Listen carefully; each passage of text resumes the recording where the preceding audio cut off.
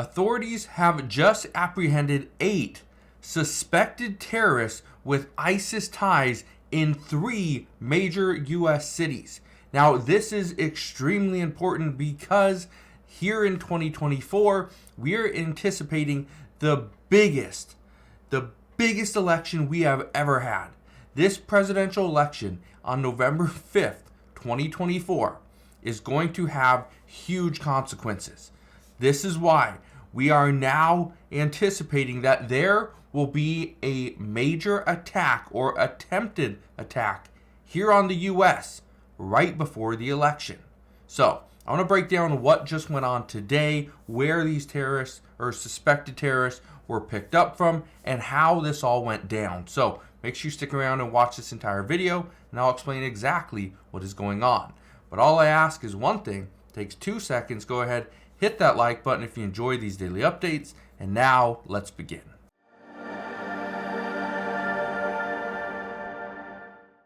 So what just happened just the other day? Well, look at this. Authorities nab 8 suspected terrorists with ties to ISIS in a multi-city sting operation. Said the suspected terrorists were fully vetted before they were released into the U.S., according to a federal source that confirmed this. Now, here's what you need to understand. One of these suspected terrorists used the app on their phone in order to get into the United States. They were fully vetted through the app on their phone, according to reports. How crazy is that? Now, I want to explain a few things to you, though. Okay, look at this. It says 8 Tajikistan nationals with ties to ISIS were busted by U.S. Immigration and Customs Enforcement in conjunction with the Federal Bureau of Investigation in a joint terrorism task force. This happened in New York City, okay, Los Angeles, and Philadelphia. Those were the 3 cities that the people were in. The problem is these people were fully vetted at the southern border. They didn't come in because of asylum, okay, but they came in through the U.S. border illegally, and they were fully vetted, led into the U.S. for probably for a court date later time. How crazy is that?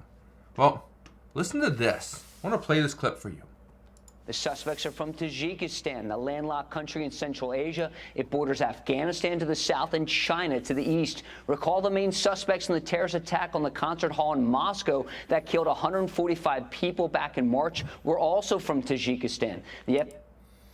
That right there, okay, if you remember that concert hall attack back in March, it took the lives of over 100 people.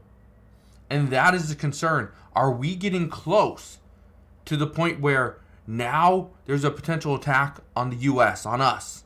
Well, according to these reports, the answer is yes. That they, in this wiretap that the FBI and the Department of Homeland Security did, that they were already talking about bombs. That's not a great look. That's not a great situation to be in, especially when we have been warned for the past handful of months that there is a heightened risk here in the U.S.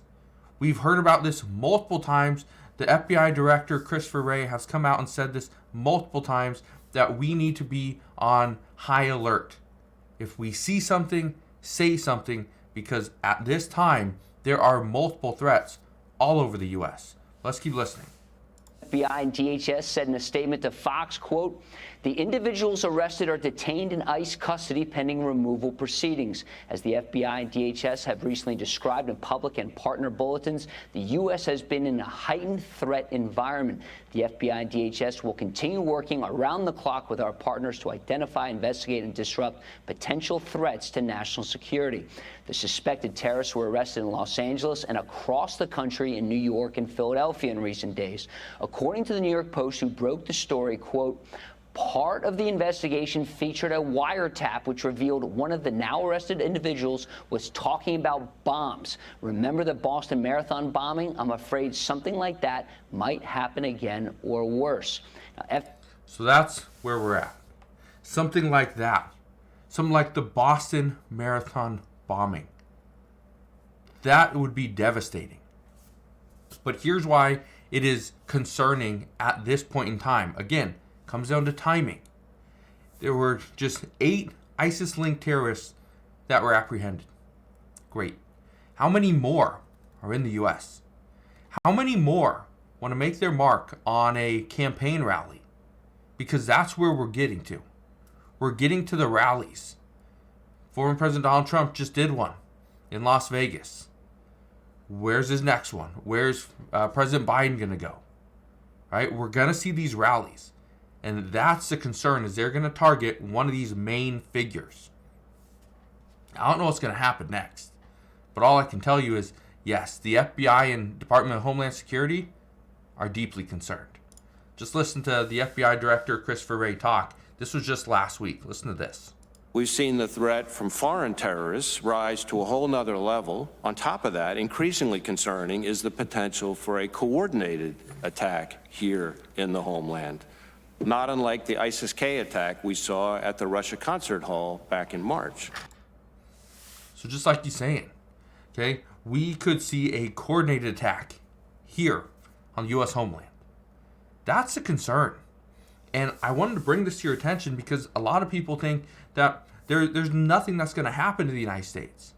I've talked about cyber attacks, but that's just the beginning. That's just where, many of these countries are going to go.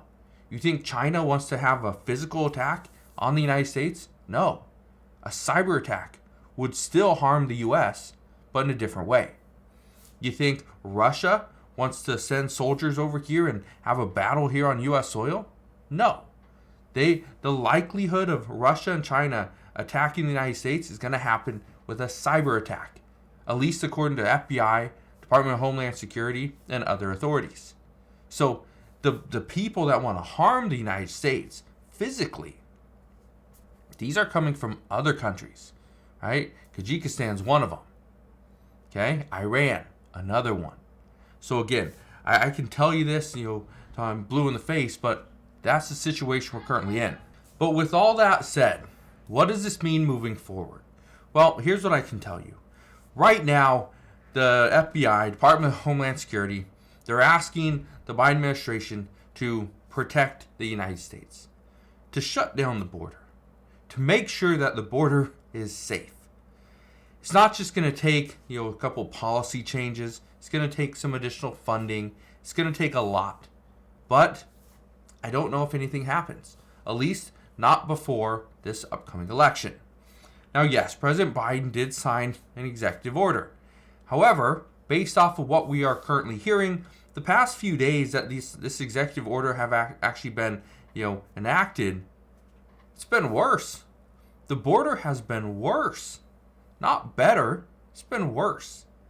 Now, this is something that many lawmakers brought up before, that if President Biden did sign this executive order, it wasn't going to make things better. It was just going to put more pressure on migrants coming into the United States to hurry.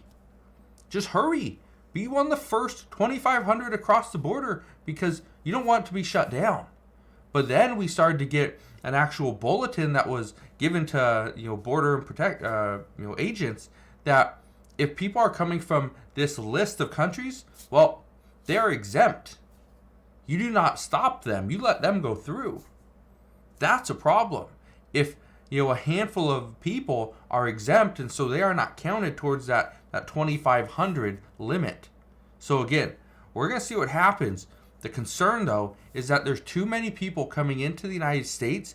We can't properly vet them. We have no clue where they're going, and we do not have eyes on people all the time, right? Which I don't think we ever do. But if we don't know which city they're even moving to, we don't know how to get a hold of them later on, right?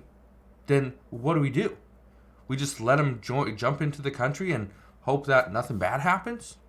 Potentially. But again, in this situation where there were just 8 people that were arrested, that's not a good look.